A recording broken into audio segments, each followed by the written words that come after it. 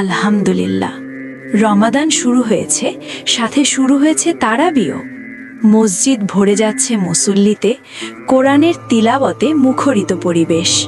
কিন্তু আমরা কি নিশ্চিত আমাদের তারাবির সঠিকভাবে আদায় হচ্ছে, নাকি অজান্তেই এমন কিছু ভুল করছি যার কারণে সওয়াব কমে যাচ্ছে?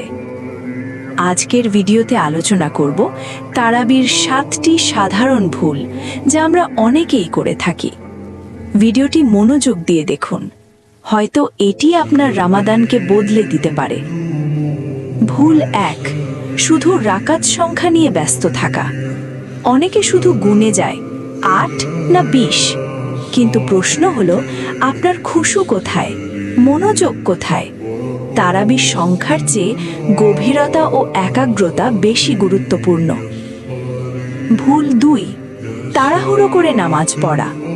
অনেকে চায় দ্রুত শেষ করতে, কিন্তু তারাবি কোনো প্রতিযোগিতা নয়। প্রতিটি রুকু, সিজদা, কিরাত হৃদয় দিয়ে অনুভব করা উচিত। ভুল 3, দেরিতে মসজিদে আসা। ইচ্ছাকৃত দেরি করা, কিছু রাকাত মিস করা, এটি অবহেলার লক্ষণ।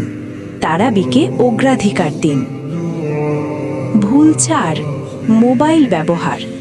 নামাজের মাঝে মোবাইল চেক করা, নোটিফিকেশন দেখা, এটি মনোযোগ নষ্ট করে। তারাবির সময় মোবাইল সাইলেন্ট বা বন্ধ রাখুন। ভুল 5, শুধু সামাজিকতার জন্য যাওয়া। কিছু মানুষ তারাবিকে বানিয়ে ফেলে বন্ধুদের সাথে দেখা করার সময়। মসজিদ আড্ডার জায়গা নয়, এটি ইবাদতের স্থান। ভুল 6, তারাবির পর কোনো দোয়া না করা। নামাজ শেষে তাড়াহুড়ো করে চলে যাওয়া। এই সময় দোয়া করুন, ক্ষমা চান, হৃদয়ের কথা আল্লাহর কাছে বলুন। ভুল 7, ধারাবাহিকতা না রাখা। প্রথম কয়েক রাত আগ্রহ, তারপর ক্লান্তি। রমাদান পুরো মাসের আমল, শুধু শুরু নয়, শেষ পর্যন্ত টিকে থাকাই সাফল্য। তারাবি শুধু দাঁড়িয়ে থাকা নয়, এটি আত্মাকে আল্লাহর সামনে উপস্থিত করা। এই রমাদানকে হালকা করে নেবেন না, হয়তো এটাই আমাদের জীবনের শেষ সুযোগ। আজ থেকেই ভুলগুলো ঠিক করি।